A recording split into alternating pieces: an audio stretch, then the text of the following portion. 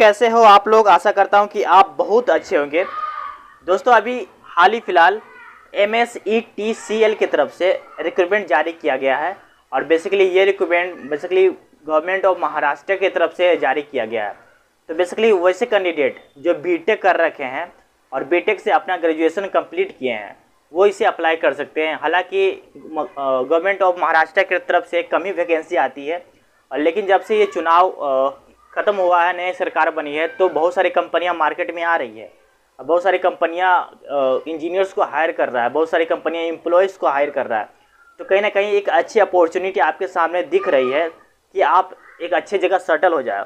अब क्योंकि ये ऐसा समय है ना दोस्त कि अगर आप यहाँ पे अगर आप सिलेक्शन नहीं लेते हो, अगर आप मेहनत नहीं करते हो, तो बेसिकली ये मौका अगर गवा देते हो तो कहीं ना कहीं आपको जो है आने वाले टाइम में सिलेक्शन होने के चांसेस कम हो जाएंगे। क्योंकि हर कंपनियां हर साल जो है वैकेंसी नहीं निकालती है, कभी कुछ सालों में वैकेंसी निकालती है। अगर हम यहाँ पे सैलरी की बात करें तो सैलरी बेसिकली 84,000 रुपये, मतलब कि 84,000 पर मंथ आपको मिलने वाली है। तो कहीं ना कहीं बहुत ज़्यादा आपको सैलरी मिलेगी और बेसिकली ये तो बेसिक सैलरी है। जैसे कि आप ज्वाइन होते हैं ना, तो ये बेसिक सैलरी आपको मिलती है और इसके साथ साथ अलावेंस भी ऐड होते हैं दोस्त।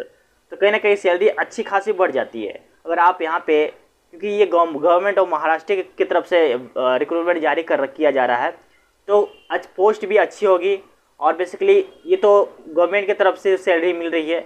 लेकिन आपको पता है दोस्त कि जब आप गवर्नमेंट में जाते हो तो कहीं ना कहीं आपकी कमाई भी अच्छी हो जाती है। ये बताने कोई ऐसा बताना नहीं चाहिए, लेकिन सब कोई जानते हैं कि कमाई अच्छी हो जाती है ना। बेसिक पे तो दिखावा के लिए ये है, लेकिन बहुत सारे पैसे आते हैं, कमाते हैं, अच्छे कमाते हैं। ठीक है, तो अगर आप ज्वाइन होते हो तो कहीं ना कहीं अच्छी जगह सेटल हो जाओगे और सैलरी अच्छी खासी हो जाएगी और आपके फैमिली सारे जो है लाइफ अच्छी हो जाएगी। ठीक है, तो बेसिकली इसका नोटिफिकेशन की तरफ चलेंगे और जानेंगे कि क्या है इसका नोटिफिकेशन का माजरा और बेसिकली इसके जो है क्वालिफिकेशन क्या होना चाहिए, कौन कौन से पोस्ट के लिए है, कितने पैसे लगेंगे, सिलेक्शन प्रोसीजर क्या है, एग्रीमेंट है या नहीं, उसके बाद जो है टाइम पीरियड क्या है, मतलब कि जो बॉन्ड क्या होगा या नहीं, कितने साल का बॉन्ड होगा, सारी चीज़ें हम यहाँ पे कवर करने की कोशिश करेंगे। ठीक है, तो आपको क्या करना है, वीडियो में लास्ट तक बने रहना है। ठीक है दोस्त, चलो आगे चलते हैं। जैसे कि यहाँ पे आप देख रहे होंगे, यहाँ पे लिखा हुआ है महाट्रांसको। ठीक है, महाट्रांसको मतलब कि महाराष्ट्र, एक मिनट, मतलब कि दिया Maharashtra state electricity transmission company limited कह सकते हैं। ठीक है, अब देखो कंपनी का प्रोफाइल क्या है, यहाँ पे एक बार ओवरव्यू कर लेते हैं इसका, कंपनी का प्रोफाइल क्या है। तो बेसिकली यहाँ पे लिखा हुआ Maharashtra state electricity transmission company limited है और महाट्रांसको। तो बेसिकली ये इलेक्ट्रिसिटी जनरेट करने की एक कंपनी है।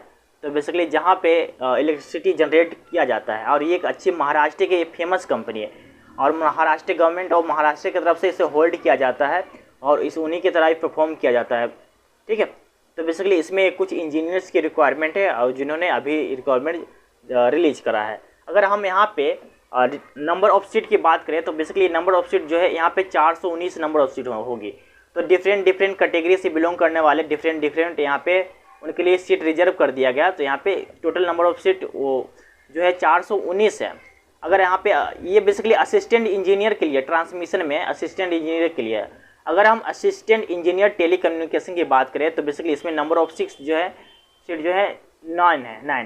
तो बेसिकली अगर हम 400 प्लस 9 जोड़ लेंगे तो कितना, 419 प्लस 9 जोड़ लेंगे तो कितना हो जाएगा, बेसिकली 428 हो जाएगा। मतलब टोटल नंबर ऑफ वैकेंसी 428 है। ठीक है, अगर हम आगे कुछ इंपॉर्टेंट नोट्स की बात कर लें, जैसे कि यहाँ पे स्केल क्या होने वाला है, तो देखो जैसे कि गवर्नमेंट ऑफ महाराष्ट्र की तरफ से रिलीज किया गया है, तो कहीं ना कहीं इंजीनियर को अच्छी सैलरी प्रोवाइड करवाते हैं।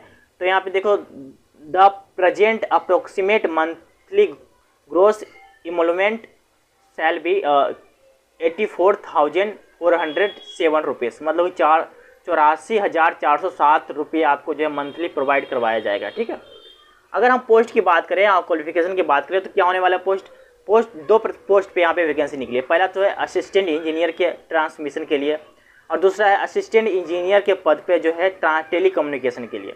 अब यहाँ पे बैचलर डिग्री तो जो कैंडिडेट बैचलर डिग्री है, जिनके पास बैचलर डिग्री है, बैचलर डिग्री से आप उन्होंने ग्रेजुएशन कर रखा है, तो उनके लिए यहाँ पे जो है वैकेंसी है। तो उनके लिए उनके पास सर्टिफिकेट होना चाहिए किसका, इलेक्ट्रिकल इंजीनियरिंग से बैचलर डिग्री होना चाहिए या तो टेक्नोलॉजी से बैचलर डिग्री होना चाहिए।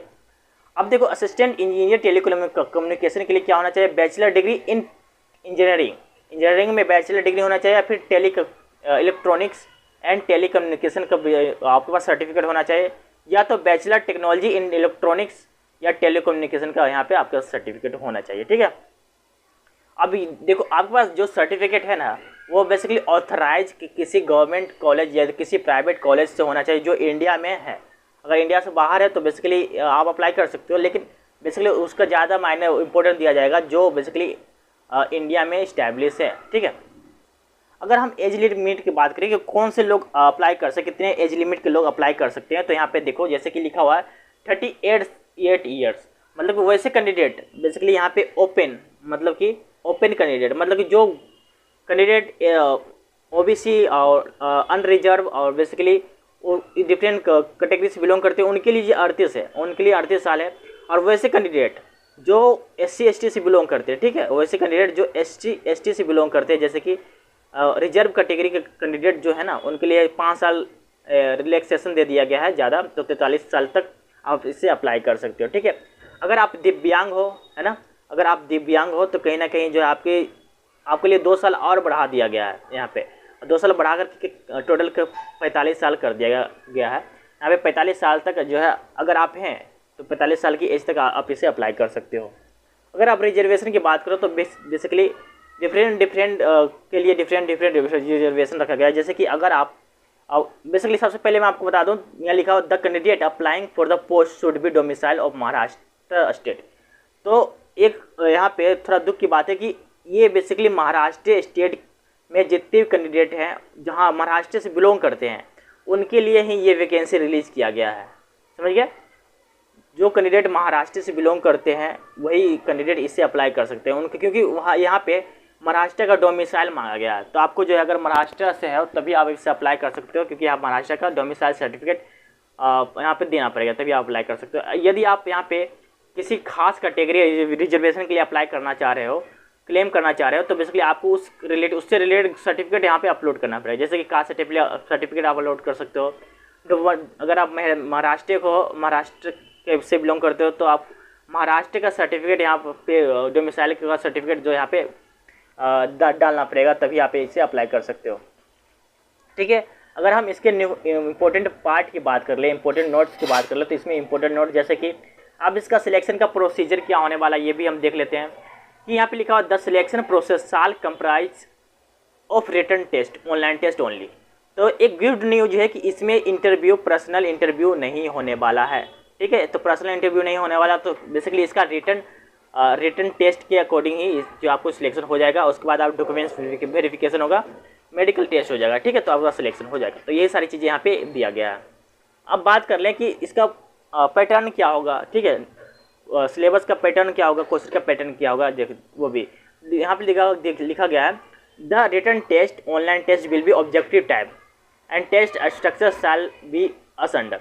मतलब कि यहाँ पे ऑब्जेक्टिव टाइप के क्वेश्चन होंगे, मतलब 4 ऑप्शन होंगे, उसमें से आपको एक टिक लगाना होगा जो सही होगा। ठीक है, अब देखो क्योंकि एक टिक लगाना सही होगा, अगर आप कोई गलत आंसर देते हो तो बेसिकली आपका जो उस सही आंसर में से 1/4 मार्क्स जो है काट लिए जाएंगे। ठीक है, यहाँ पे निगेटिव मार्किंग रखा गया है। अगर आप देखो यहाँ पे इसका पेपर 2 पार्ट में होगा, एक तो टेक्निकल पार्ट में है ना, एक टेक्निकल पार्ट में होगा, एक नॉन टेक्निकल पार्ट में। ठीक है, तो टेक्निकल पार्ट की बात करें तो बेसिकली इसमें 50 क्वेश्चन होंगे। ठीक है, और नॉन टेक्निकल की बात करें तो इसमें जो है यहाँ पे नंबर ऑफ क्वेश्चन 80 होंगे। ठीक है, और दोनों को मिलाकर टोटल नंबर ऑफ क्वेश्चन वो 130 क्वेश्चन होंगे यहाँ पे। ठीक है, 130 क्वेश्चन होंगे और टोटल नंबर मार्क्स 150 होंगे। और आपको जो है 120 मिनट मतलब कि 2 घंटे का आपको जो है टाइम प्रोवाइड कराया जाएगा टोटल टेस्ट के लिए। ठीक है, और मैं भी यहाँ पे बता दे रहा हूँ। ठीक है, अब यहाँ पे देख लेते हैं कि यहाँ पे दिया हुआ the candidate have to attempt all above mention test professional knowledge, reasoning, quantitative aptitude, Marathi language. Basically देखो, हाँ यहाँ पे एक चीज़ बताना भूल गया कि यदि आप अप्लाई कर रहे हो तो बेसिकली आपका जो है 20 नंबर का मराठी का क्वेश्चन आएगा, मराठी लैंग्वेज से क्वेश्चन आएगा।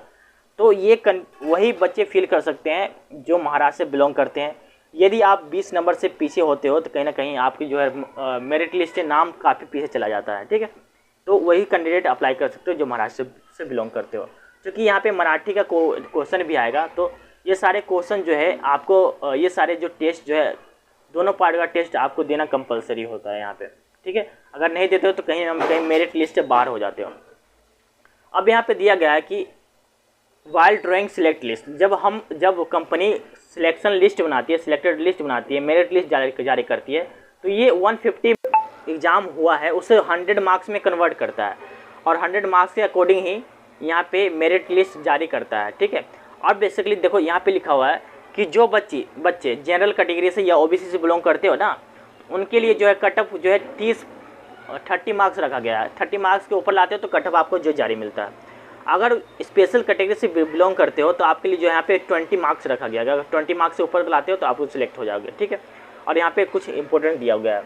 अब हम आगे देख लेते हैं कि यहाँ पे अगर आप यहाँ पे टेस्ट देते हो ना, आप एप्लीकेशन फॉर्म फिल करते हो तो आपको जो कुछ टेस्ट लोकेशन सेलेक्ट करना पड़ता है कि किस लोकेशन में आप रहते हो और कहाँ पे टेस्ट देना चाहते हो। तो बेसिकली यहाँ पे कुछ सिटी दिया गया है महाराष्ट्र का, जैसे कि अगर बात करें अहमदनगर, अमरावती, छत्रपति संभाजी नगर, फिर चंद्रपुर, धुले, जलगांव, उसके बाद कोल्हापुर, लातूर है, मुंबई, नवी मुंबई, थाने, ग्रेटर मुंबई और उससे रिलेटेड बहुत सारे यहाँ पे सिटीज़ दिए गए हैं। तो आप सिटी को सिलेक्ट कर सकते हैं।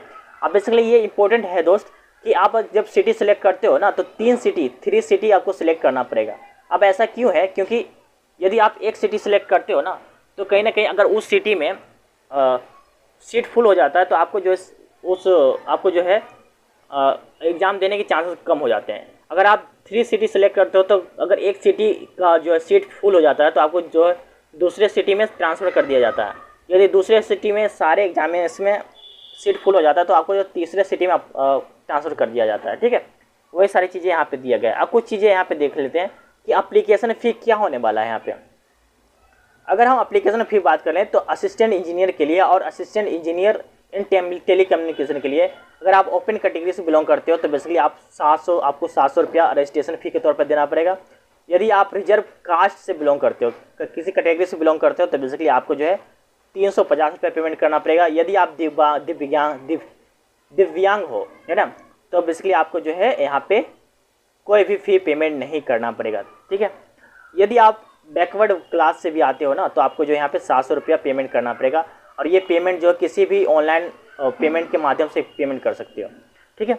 अब यहाँ पे एक चीज़ दिया हुआ है कि यदि आप ये पेमेंट एक बार पेमेंट कर देते हो ना तो किसी भी हालत में दोबारा आपको जो पेमेंट रिफंड नहीं होगा, ठीक है। यहाँ पे लिखा हुआ not be refunded for any reason, तो किसी भी रीजन के कारण आपका जो पेमेंट रिफंड नहीं होगा। तो बेसिकली आपको ध्यान से पेमेंट करना है कि नहीं। अब देखो instruction of regarding link for online application. अब बेसिकली इसी एप्लीकेशन फॉर्म भरने के लिए ना आपको जो इसके स्पेशल वेबसाइट पे जाना पड़ेगा। इसके कंपनी के द्वारा पब्लिश किए गए नोटिफिकेशन पे क्लिक करके वहाँ पे जो आप फॉर्म फिल कर सकते हैं, ठीक है। अब लिखा instruction of appearing for online written test, कुछ टेस्ट दिए गए हैं। तो बेसिकली यहाँ पे इंस्ट्रक्शन दिया गया है, जैसे कि आप अप्लाई करते हो तो यहाँ पे अप्लाई कर सकते हो। जैसे कि आप इसमें जब अप्लाई करते हो ना तो आपका जो है यहाँ पे ईमेल और मोबाइल नंबर डालना पड़ेगा, तब कि OTP जनरेट होगा। OTP वेरीफाई करके जो यहाँ पे सारा जो डॉक्यूमेंट्स यहाँ पे फुलफिल कर सकते हो, ठीक है। अब बेसिकली यहाँ पे कुछ चीज़ें यहाँ पे दिए गए हैं तो आप इसे खुद पढ़ लो, ठीक है। मैं कुछ इंपॉर्टेंट चीज़ पढ़ लेता हूँ। अब देखो यहाँ पे सर्विस एग्रीमेंट बॉन्ड।